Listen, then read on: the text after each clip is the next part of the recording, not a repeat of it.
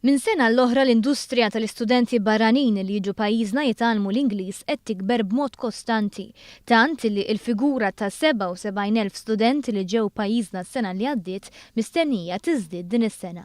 Iżda skont Ġeniviva Bela, l-kap eżekuttiv ta' Felton Malta, li magħha huma liċenzjati 22 skola tal-Ingliż li jilqgħu madwar 85% tal-istudenti, hemm problema pertinenti li tixxekkel it-tkabbir f'din l-industrija.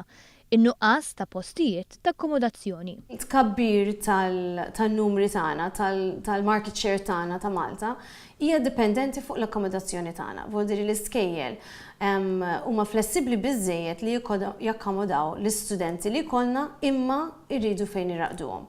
Vuol aħna dejjem dik hija problema, jistaqsu ħafna l-host families, ovvjament irid ikollok il-host families toffrilhom.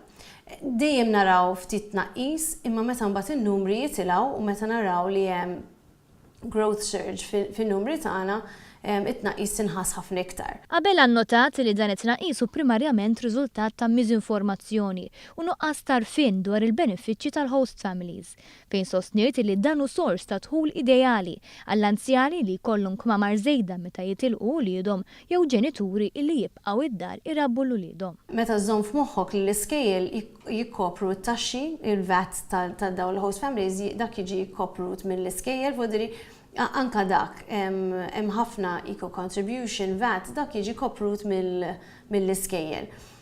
U anka dawk in-nies li forsi għandhom kmamar żejda fid-dar tagħhom hija opportunità biex ikollhom a second income mingħajr ħafna investiment. Saħqet ukoll illi hawn l-idea żbaljata li l-iskejjel tal-Ingliż iffittxu host families fl-akwati ta' San Ġiljano ta' Sliema għaliex id-domanda hija l-residenzi madwar Malta u Għawdex kollha. U stmat li l-istudenti għattaw 250,000 ġimgħa f'Malta, fejn kors medju fis-sajf idum bejn ġimgħatejn u 4 ġimgħat u jattira studenti ta' taħt 18 sena. Iżda l-korsijiet li jattendu għalihom l-istudenti maturi idumu bejn 3 u 6 xhur u għalhekk ikunu jeħtieġu akkomodazzjoni iktar fit-tul. Fid-dawn li l-lukandi qed jesperjenzaw rekords ta' turisti u għalhekk huma wkoll huma mimlija, l-iskejjel tal-Ingliż qed ifittxu alternattivi oħra, fosthom illi jibnu r-residenzi tagħhom stess.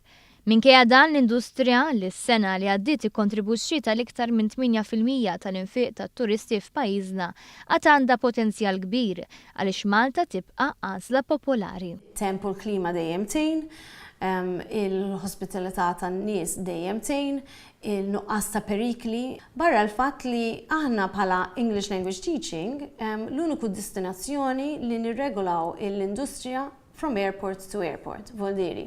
Ek inti tħares lej trasport, leisure activities, akkomodazzjoni, l-MTA, Malta Tourism Authority, jagħmlu ħafna sforz biex jinforzaw biex iżommu l-kwalità mill-iktar tajba.